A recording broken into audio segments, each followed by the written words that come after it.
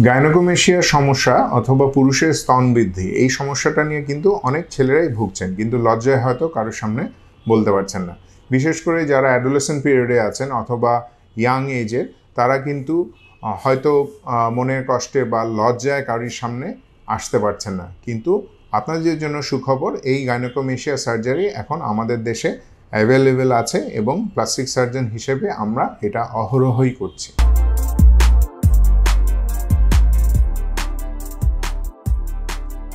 আসসালামু আলাইকুম, আমি ডক্টর চৌধুরী রাশেদুল মুগনি। আমি একজন প্লাস্টিক রিকনস্ট্রাকটিভ এবং অ্যাস্থেটিক সার্জন, কাজ করছি ডাইরেক্টর মেডিকেল সার্ভিস একেগ্রা হেলথে।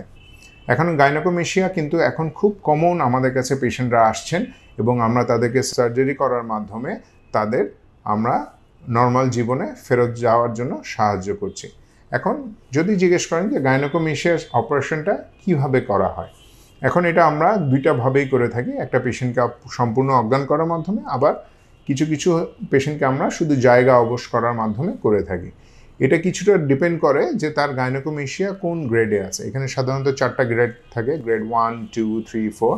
এখন কতটুকু তার ফ্যাট রিডাকশন করতে হবে, গ্ল্যান্ড বের করতে হবে, অথবা তার স্কিনে আর কোনো কাজ আছে কিনা, এইসব দিক চিন্তা করে আমরা পেশেন্টকে কিভাবে করব আমরা এটা সিলেক্ট করে দিই। এখন যদি ধরেন আমরা তাকে অজ্ঞান করার মাধ্যমে করি, তাহলে পেশেন্টকে একদিনের জন্য হাসপাতালে ভর্তি থাকতে হবে। আর আমরা যদি লোকালের মাধ্যমে বা শুধু জায়গা অবশ করার মাধ্যমে করে থাকি, তাহলে পেশেন্ট যেদিন আমরা ডেট দিব সেদিন এসে অপারেশন করায় সেদিনই চলে যেতে পারবেন। এখন গাইনোকোমেশিয়া অপারেশনের পর তাকে কতদিন ছুটি নিতে হবে? আসলে আমরা বলি যে যেদিন অপারেশন হবে অথবা খুব বেশি হলে তার পরের দিন পর্যন্ত সে একটু ছুটি নিতে পারে এবং তারপর থেকেই সে রেগুলার তার কাজকর্মে ফেরত যেতে পারবে। তবে হেভি এক্সারসাইজ অথবা যারা বেশ কায়িক পরিশ্রম করেন তাদেরকে আমরা বলবো যে 2 সপ্তাহ এই কঠিন কাজ থেকে বিরত থাকতে হবে। আর তাদেরকে আমরা একটা স্পেশাল গার্মেন্টস দিয়ে দিই, প্রেশার গার্মেন্টস আমরা বলি, সেটা হয়তো 1 থেকে 1.5 মাস এগুলো ব্যবহার করতে হবে।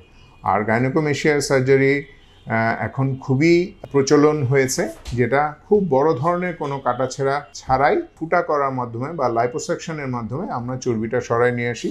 আর যে এই গ্ল্যান্ডটা বের করতে হয় তা আমরা নিপল অ্যারিওলার চারদিক দিয়ে ছোট ইনসিশন দিয়ে আমরা সেটা বের করে নিয়ে আসি এবং সেলাইটা এমনভাবে দেওয়া হয় যে এই নিপল অ্যারিওলার মধ্যে সেলাইটা ভবিষ্যতে বোঝা যায় না।